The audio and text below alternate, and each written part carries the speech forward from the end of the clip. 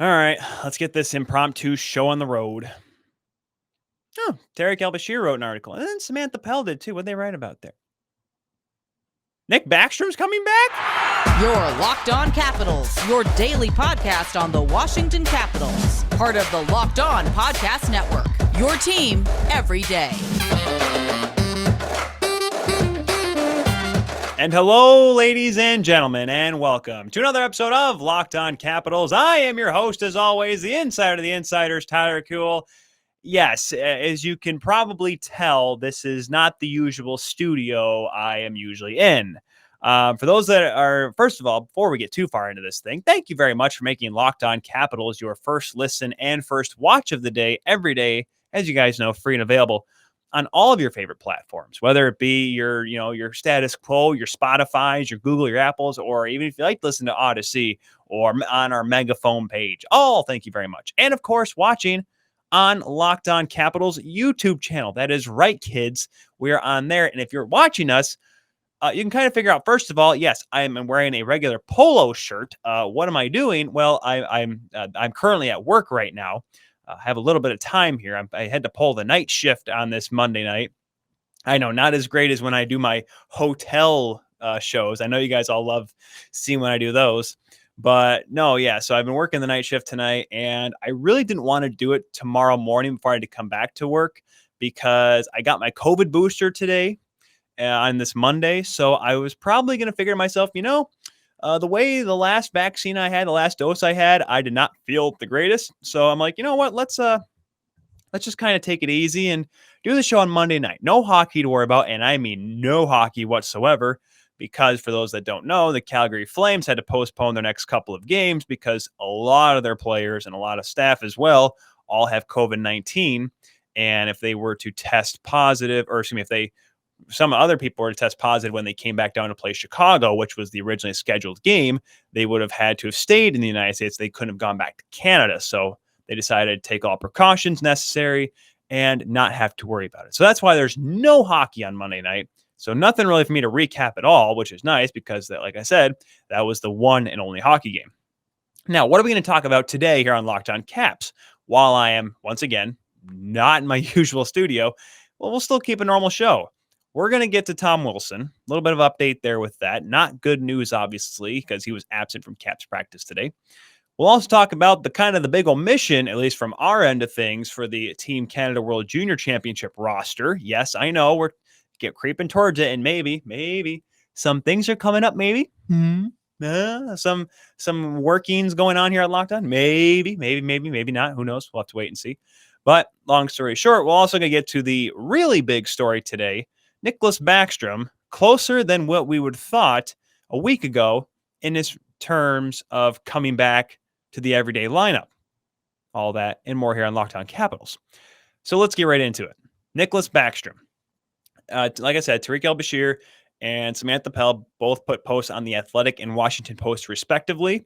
This was a very interesting development, a development that I did not think was going to happen. Nicklas Backstrom pretty much saying that he's going to come back possibly soon and be ready to go as well. This really came out to be because Nicklas Backstrom in today's practice was actually assigned to a line. Now, he wasn't taking the big bumps and bruises, but obviously he's getting closer and closer to being able to take full reps, full contact, the whole 9 yards. He actually was taking some bumps and some checks. Obviously, no one's going to go full tilt and lay him out because, A, you don't do that in practice unless you really want to answer to somebody, but also the fact that it's practice. You just don't want to do that at all. But you want to know that he's ready to go. And the crazy part is, guys, the reports coming out here is that he's hopeful to come back before Christmas Eve. Yes, that is right. Christmas Eve, which, as the time I'm recording this, is 11 days away. And the time you hear this, 10 days away. Now, the Caps do have a couple games prior to Christmas Eve as well. As we mentioned, they have the game on Wednesday against Chicago, and they also play Los Angeles and another Nashville. No, Nashville's after. Who did they play before that? I'm sorry. I thought I had this all pulled up. They play the Jets on Friday. The Jets, and then, Jets, and then the Kings, and then the Flyers before Christmas. There we go. So 4 games before Christmas. So there's a chance that he may get 1 or 2 games here. Now, I don't know if you want your first game back to be in Philadelphia, but let's just get to the fact here that Nicklas Backstrom could be playing hockey before Christmas.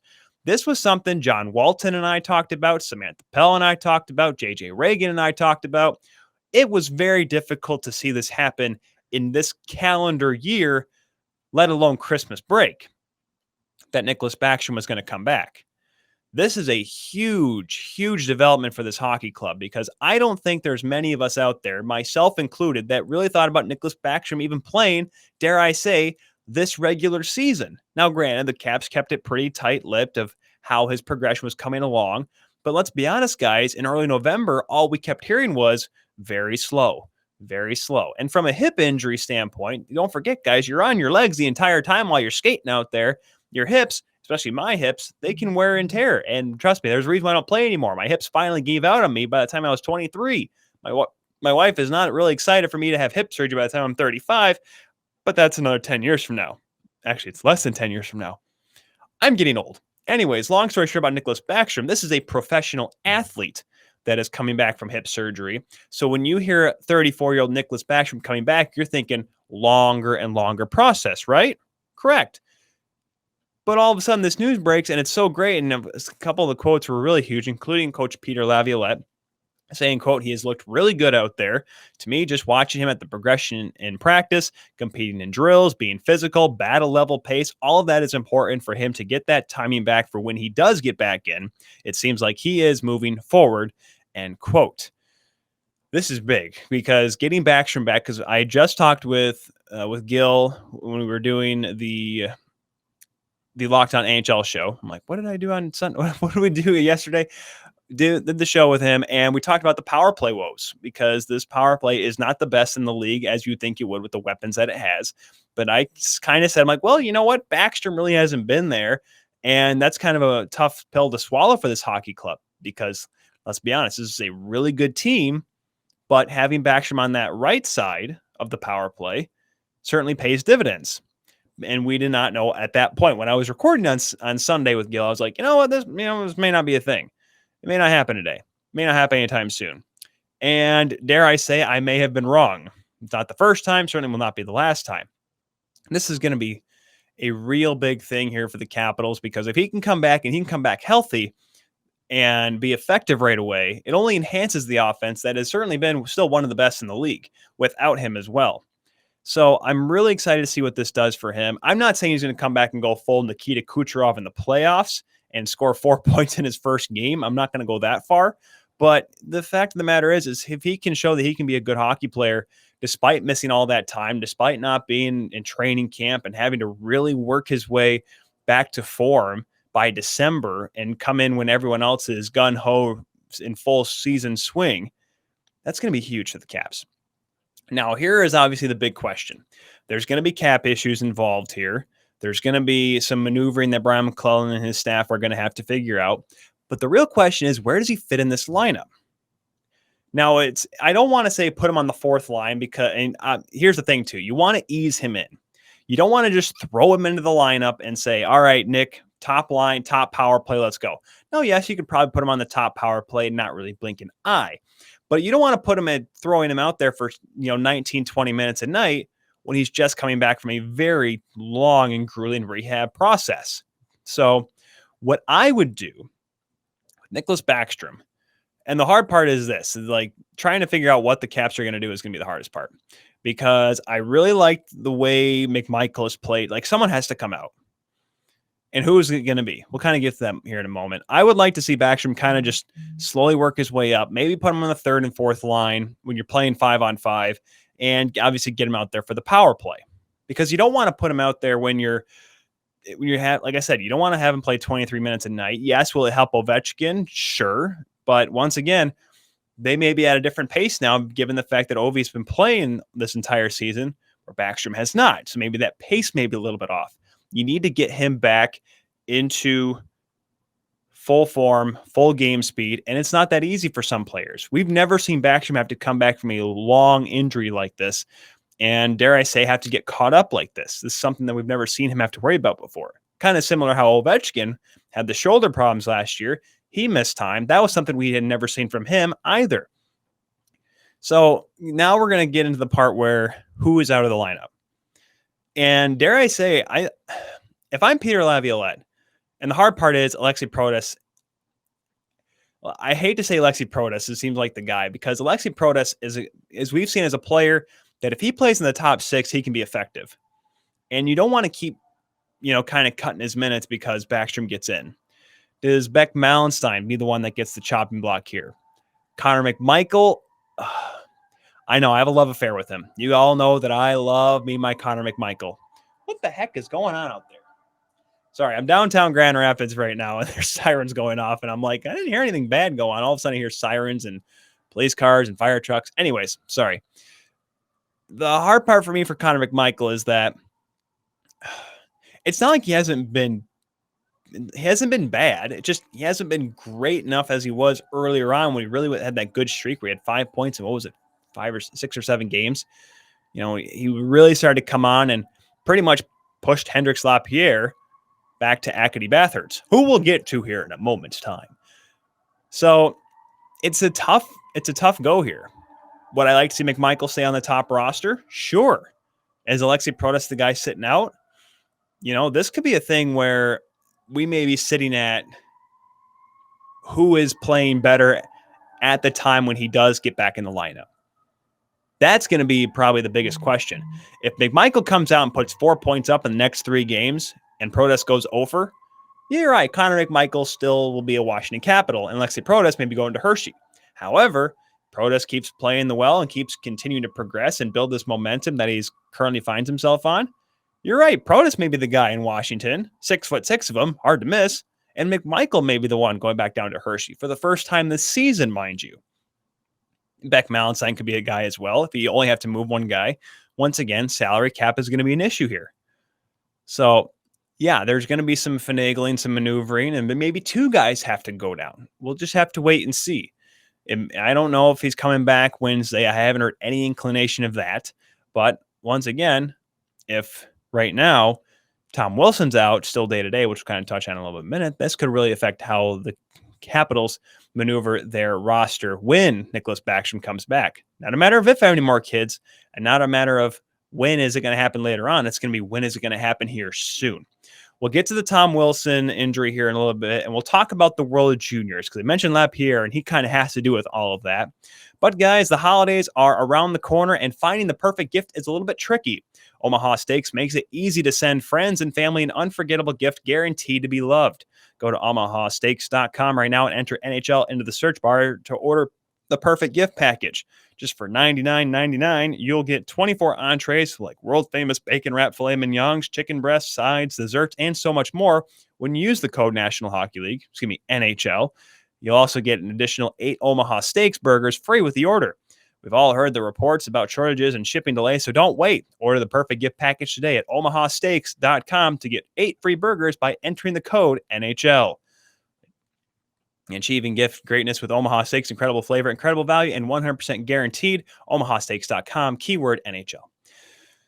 And you guys, you listen to podcasts for the power of knowledge. You listen to Locked On Capitals for the power of knowledge. And you switch to Boost Mobile for the power of saving money. Because with Boost, you get the power of free 5G phones. And you can also listen to your latest episodes of your favorite show. Hello, kids. Locked On Caps. And because with Boost, you can get a power of 3 unlimited data lines for $30 a month per line so your family can harness all of that brain power as well. So you can tell your friends too about us. And the power of America's largest 5G networks, one of them, you can do it all at the speed of 5G. With all that money you'll save and all that knowledge you'll gain, just how powerful we become. You got to switch to Boost Mobile to find out. Get a free Samsung Galaxy A32 5G when you switch to one of America's largest 5G networks. More power to save at Boost Mobile. Free phone limited to new customers, 1 per line. Additional restrictions apply. Offers and coverage not available everywhere for all phones or networks. See boostmobile.com for the details. So Tom Wilson being out. Not good news, obviously. Given the fact that Backstrom's coming back, yay, Wilson being out, boo. Wilson's had a really great year. We kind of talked about it a little bit on yesterday's show. I talked about it on the Locked On NHL show as well. If Tom Wilson's out for a long time, I know there's the whole Olympics thing. We're not going to touch on that too much today. But the fact of the matter is this, he's had a really good season, and he's really given himself a shot. I don't know if he makes it, but a shot to be considered for Team Canada. If he misses time, it's going to hurt him. It's also going to hurt the Caps as well.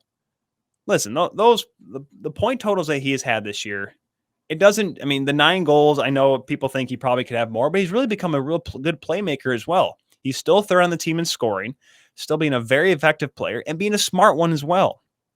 So having him sit out of the lineup here for this kind of a tough stretch of games coming up for the Caps could be, I don't say detrimental, but it's not going to make anything easier for Washington, who wants to sit atop the Metropolitan Division. Now, yes, the only game they have against the Metro coming up here for the foreseeable future, at least through Christmas, is Philadelphia, who is, yikes. But you have Winnipeg coming up, who is a little bit of a tough team that is very well skilled and especially a tough back end as well. You have LA who can skate. Tom Wilson can skate. He also can slow down top skaters too if he's able to slow them down with his big body. And he's been doing so, knock on wood, legally this year. There's a good change for us all. So that said, I'm really interested to see how long he's out. It's currently still day-to-day. Did not practice on Monday. We're not going to be sure about Tuesday. And all signs are pointing him to being out Wednesday as well. And like I said, at this point of the season, it's not one of those things that if Wilson is 85% that you have to throw him in the lineup. You have enough pieces to fill the roles. And I'm not saying, oh, it's just Chicago, because the Blackhawks have been playing pretty well right now. But I wouldn't want to throw a guy in there if he doesn't have to. That's the hard part for me. If he can't go and be 100%, take your time. Take your time with him. And he's going to get reevaluated soon. We haven't heard anything more than that. So it's a daily thing right now with Tom Wilson. At least speaking of Winnipeg, they're in trouble right now too, because, Paul Maurice just said it's going to be weeks, not days, for Blake Wheeler, who had I don't know what happened to his leg against the Canucks last week. I just remember seeing his leg go sideways, and that's certainly never a good thing to see. Hopefully he has a speedy recovery, because he's had a rough year. Hasn't played a whole lot either. So hopefully he gets back here soon. Well, I wanted to talk about the World Junior Championships here, kind of turning the page back to the WJC. My favorite time of year. I love Christmas. Love the snow. World Juniors are the best thing in the world. I'm sorry. I can't get enough of it. So the Team Canada played their couple exhibition games, their annual exhibition games, against the U Sports All-Stars, as they usually do. Last year they didn't, of course, because, U Sports was not a thing. The entire country took a year off last year of university sports. However, they made their cuts, and they kind of made me go, what was that about? The reason why I say because they chopped off the 2 Washington Capitals prospects that came to camp. Hendrix Lapierre, Acadie Bathurst Teton, has 1 goal in the NHL, and Vincent Iorio, who I thought was going to be a sure lock to be on the defensive end. Unfortunately, that doesn't happen. And here's the thing. Tony Ferrari, who you guys should all follow at The Real Tony Ferrari. Yes, Ferrari, like the car, lives in Windsor. Awesome guy. Does a lot of great stuff for covering prospects. He was very adamant in saying that there's going to be a lot of good players cut from Team Canada, as there probably will be for the U.S. as well, and probably some other countries. Obviously, there'll be some of the smaller ones. They can't afford to do that. But Canada has a very stacked roster. Let me just kind of give you the quick lowdown here. They have Connor Bedard. Yes, that is right. The kid's going to be there. Connor Bedard. Xavier Bourgault is going to be there. Maverick Bourque is up there. Will Kyle, Elliot Desnoy, Ridley Grieg, Dylan Gunther, Kent Johnson of the University of Michigan, Mason McTavish, Jake Neighbors, Cole Perfetti is going to be allowed from the Winnipeg Jets to go, Justin Sordiff, Logan Stankoven, and Shane Wright. Half of those guys I was able to broadcast for at the under-18s last spring in Texas up front. And on defense, in terms of Iorio's point, Lucas Cormier, Caden Gooley, Carson Lambos, Ryan O'Rourke, Owen Power. Yes, that is right. The Owen Power of the University of Michigan, number 1 overall pick, Owen Power, Donovan Zabrango, and Olin Zellweger. Donovan Zabrango, by the way, from the Grand Rapids Griffins, plays right down the road from where I'm talking right now. That's pretty neat. So that being said, yeah, you can kind of see why this is a tough roster to crack. And once again, this is one of those things where it's not like saying Lapierre is a bad player. It's not saying Vincent Iorio is not good enough to play for Team Canada. But the fact of the matter is this: there is so much talent out there that if you have a bad camp, it doesn't matter. I mean, you have to be... I don't know. I didn't exactly watch all of the training camp. I saw a little bit of the U Sports highlights. Of course, Shane Wright looked good. Connor Bedard really impressed. But it's really tough to exceed that level of talent and reputation as well. And some people are like, well, what if Lapierre did have a better camp than Connor Bedard? I don't know how many of you watched the under 18s last year, but Connor Bedard in the latter half and the medal rounds of that tournament was absolutely sensational. He just turned 16. This kid was a weapon. He is going to be and he's a 2023 draft pick. I don't know. I mean, I know he has a whole year, but it's very hard to look at him and say, you know what? He might be it's hard not to say that he might be a number one draft pick. Bruce Levine and I were talking about this. Bruce Levine, the radio host of the Dallas Stars, when we were broadcasting together, he and I just kind of looked at him and like, we may be looking at the next 2 number one overall picks on the same darn team in this tournament that both of us just happened to be calling. Like it was because Shane Wright, how do you not pick Shane Wright to go number one?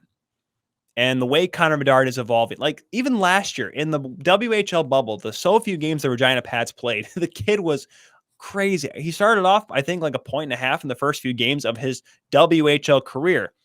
And I remember a long time ago, I talked with Cody Jansen of World Hockey Report, another show that I follow, and you should follow as well, at World Hockey RPT on Twitter. We were talking about this. He was actually, when the first time we talked was about Connor Bedard because he got an exceptional status to get drafted in the WHL, which had never happened before because the WHL is noticeably the tougher league of the 3 major junior leagues in Canada, the Canadian Hockey League. And we said, this kid's going to get ran over. He's going to get torched, destroyed, what have you. He's going to have a horrible time. Ends up being one of the top players and arguably the best player and the rookie of the year as well. So we were told pretty quickly to shut up about him.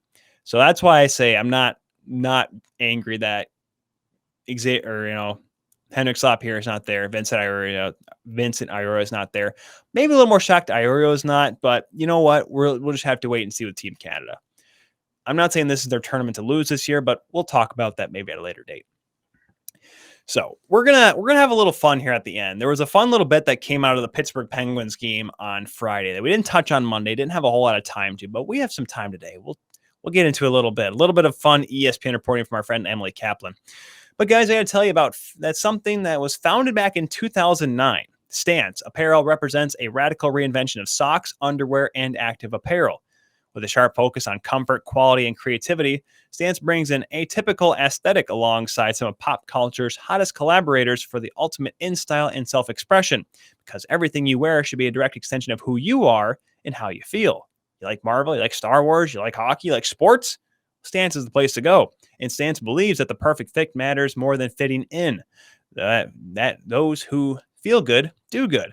Go see for yourself by registering for an account at stance.com and get 15% off your first purchase by using the promo code LOCKEDON at checkout to apply. Enjoy the color and comfort of a life a little less ordinary with Stance. So I'll take a quick look at the games that are going on this Tuesday night. Obviously, there's a lot more hockey on, because, well, the one game that was supposed to be on Monday night was canceled. Here are, though, the games on Tuesday. Big game out in Boston, though. The Vegas Golden Knights, who have really started to turn their season around, taking on the Boston Bruins, who are starting to pick up their play a little bit as well. 16-11 Knights going to 14-8-2 Boston. 7 o'clock puck drop in that one. Interesting matchup down in Florida. The LA Kings, who the Caps are going to see in a little bit, taking on the Tampa Bay Lightning. Third place. Still in the Atlantic. I think they're still third place, right? They were third place last time I checked, and that was, well, a couple days ago, but I don't think anything changed, right? Yep, still third place in the division, 2 points back of both Toronto and Florida. Florida still technically the best team in the National Hockey League because of the fact they have 2 less games played than the Toronto Maple Leafs. Still have 40 points, but 1 more game played than Florida are the Washington Capitals, your Washington Capitals. The Ottawa Senators going down to Florida as well. They'll be taking on the Florida Panthers, who are, like I said, pretty good. And Ottawa's pesky. That could be an interesting matchup down at FLA Live. New Jersey takes on the Flyers at Wells Fargo Center. That is also 7 o'clock puck drop. Pittsburgh Penguins hosting the struggling Montreal Canadiens. Almost said Vancouver Canadiens. First of all, struggling in Vancouver, not a thing at this very moment in time. Speaking of struggling, the Islanders going on to take on the Detroit Red Wings. Detroit trying to get back on the winning track. They've lost 3 straight. Minnesota Wild hosting Carolina in a battle of 2 teams that, boy, I don't want to say surprise, but Minnesota's a surprise leading the top of that Central. Let's be honest. Speaking of Central, Winnipeg Jets hosting the Buffalo Sabres as well. That's an 8 o'clock puck drop. The Dallas Stars hosting St. Louis, the now healthy St. Louis Blues. Colorado Avalanche hosting the New York Rangers in a tough game. Edmonton hosting the Toronto Maple Leafs as the Leafs begin their West Coast or their Western Canada trip. The Vancouver Canucks, 3-game win streak, taking on the Columbus Blue Jackets in Vancouver. San Jose hosting Seattle, and Calgary's game against Nashville, of course, being postponed. So here's the fun little thing we're going to end with today. So if you guys didn't watch the ESPN Plus broadcast of the Pittsburgh Penguins and the Washington Capitals, I'm sorry. ESPN Plus, not that expensive. Get it. Trust me. You'll love it. I love it. You'll love it too. But the cool part was Emily Kaplan, who has been a longtime reporter for the National Hockey League for ESPN, been for the longest time one of like the only two. Her and Greg Wyshynski, I think, were the only two people that I ever saw. But she's been in between the benches, and she noticed something kind of interesting, and she heard a rumor about something, but she had to confirm it. So Alexander Ovechkin apparently drinks pop on the bench during hockey games. Now, it's unknown how long this has gone on, but according to multiple reports from other sources, it's happened for a few years now, which is a kind of a weird thing. I used to drink Mountain Dew before games, mainly because when I was a kid and just didn't like the taste of coffee, I would drink Mountain Dew for caffeine purposes to kind of focus. Because believe it or not, I have undiagnosed ADD. My wife has ADHD. She actually takes supplements for that to actually combat it because it's worse than what I have, according to what she has told me. But long story short, he drinks pop on the bench. Now, when asked what it was, we have all heard that it's Coca-Cola because Alex Ovechkin is a very outspoken advocate of Coca-Cola, loves it. He has Coke machines in his basement, for goodness sakes. And there's been multiple pictures on social media of him wearing Coca-Cola stuff. However, apparently, according to Emily Kaplan, from what she found out, that it was Pepsi in his water bottle at the game.